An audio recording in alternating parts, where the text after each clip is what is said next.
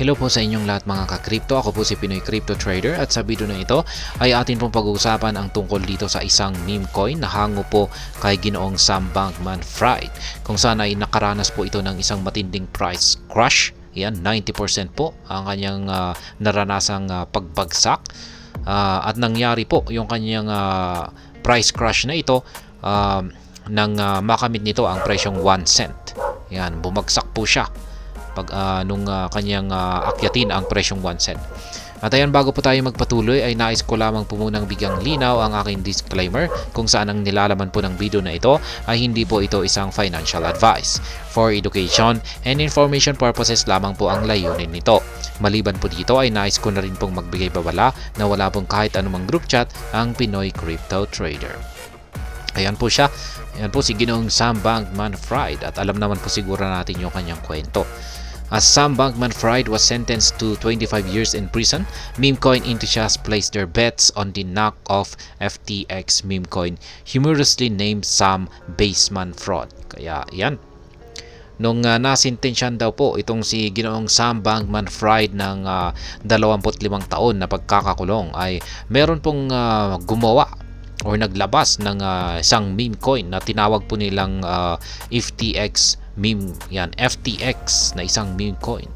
At yan, tinawag po nila itong Sam Bankman-Fried. Kaya ayan. On Thursday, Judge Lewis Kaplan sentenced the disgraced FTX founder to a total of 300 months in prison on several counts of fraud, money laundering, and attempted witness tampering. One developer saw the news as the perfect opportunity to cash in on the buzz. Kaya ayan, nung naglabas po ng sentensya itong si Judge Lewis Kaplan dito sa founder ng FTX na si Sam Bankman-Fried, ay ayan, binigyan po siya ng parusa na pagkakakulong na umaabot po ng 300 buwan. Ayan, dahil yung kanyang mga nakulong siya dahil po sa kanyang mga paglabag na ayan, panloloko, money laundering at saka ayan, attempted na witness tampering. Yung parang minamanipulate po niya, meron po siyang pagtatangka na imanipula ang mga witnesses.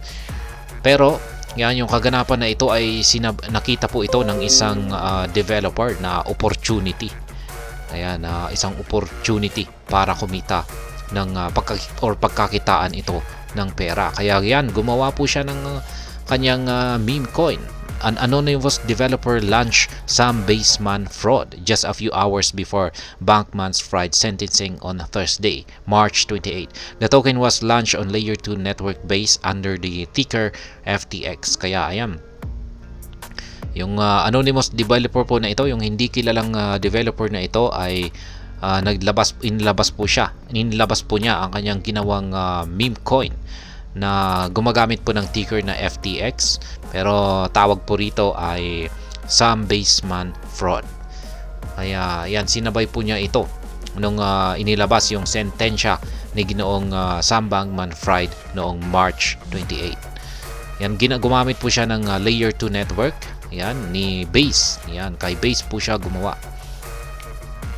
With the buzz surrounding Bankman-Fried sentencing, the token surged over 20,000% in just a few hours. However, it was evident that Sam Bankman-Fried was a pump and dump token, as traders quickly liquidated their profits after the token reached 1 cent, causing it to crash over 90%. Kaya yan, napaka-obvious naman na ang meme coin na ito ay isa pong pump and dump ito. Yan, kasi kung pagtitignan natin ay ginawa lamang po yan para kay Ginoong Sam Bankman-Fried. Yan, wala pong parang magandang roadmap or plano sa hinaharap. Yan, simpleng talagang ito yung masasabi natin na purely meme coin lang talaga. Kaya napaka-obvious na mauuwi ito. Napaka-obvious na mauuwi lamang ito sa isang pump and dump.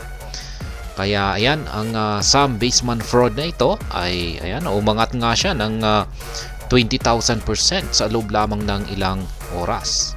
Ayan, taas na rin yan. Pero nung umabot daw po siya sa presyong 1 cent, ay dito na po ito nag-umpisa na bumagsak. Nag-price crash po siya ng higit 90%. The meme coin reached a market cap of $1.5 million on Thursday, but it's left with less than $30,000 today. However, some traders still seem to be active as Gecko Terminal shows a handful of buying activities in the past few hours. Kaya yan. Yung nung umabot po, yan, lumago na rin po yung market cap ni ng meme coin na ito. Yan, itong Sam Bankman-Fried na ito or FTX na ito noong Thursday. Umabot po ito ng $1.5 million. Pero nung ito po ay nagkaroon ng price crash, ay ngayon ay meron na lamang pong natitirang $30,000. Pero ang nakakapagtaka po rito ay ayon po dito sa Gecko Terminal ay meron pong nakikita po nila na meron pa rin daw pong mga buying activities. Yan, may mga transactions at may bumibili nito. Kaya ibig sabihin ay may nagkaka-interest dito pag may bumibili pa rin maski na ito ay nag-crash or nag-dump. Pero baka malamang ay baka mga trading boots ang mga ito. Ayan, kasi kung minsan may mga trading boots na talagang nakaprogram na bumibili sila sa mga talagang bumagsak na presyo ng mga cryptocurrencies at kasama na dito ang mga meme coin. Kaya baka malamang ay trading boots ito or malamang baka hindi nila alam kung ano talaga ang nangyayari dito. Kaya yan po ang dapat po nating iwasan pagdating po sa mga meme coin. Kung obvious po na ito ay mauuwi lamang sa pump and dump, ay yan, iwasan po natin ito. Iwasan po natin bumili ng mga ganito. Kaya ayan, ito po yung kanyang chart. Kitang-kita natin na nung umabot po siya rito sa mga 0.014. Ayan. Ay dito na po siya nag-umpisang bumagsak. Ayan, bumagsak po siya ng napakabilis.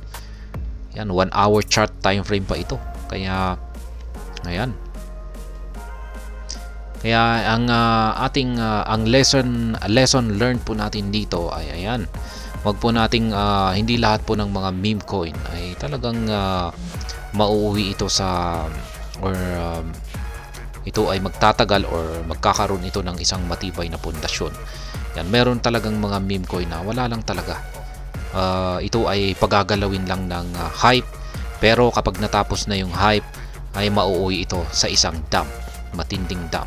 Kaya yan, wag po tayong basta-basta pumapasok sa mga kung ano-anong mga meme coin. At least aralin na rin natin yan or mag-do your own research po tayo bago po natin pasukin ito. Kaya yan, hanggang dito na lamang po tayo sa video na ito. Sana po ay inyong nagustuhan ang aking paliwanag dito. Kung inyo po itong nagustuhan ay pakiclick lamang po ang like button nito. Para naman po sa mga bago lamang dito, kayo po ay aking inaanyayahan para mag-subscribe. Pakiclick na rin po ang bell icon nito dahil ito po ang siyang magsisilbing notification nito sa mga bago kong videos na akin pong ina-upload sa aking YouTube channel na ito. Marami pong salamat sa panonood. Ingat po tayo lagi at God bless po sa ating lahat.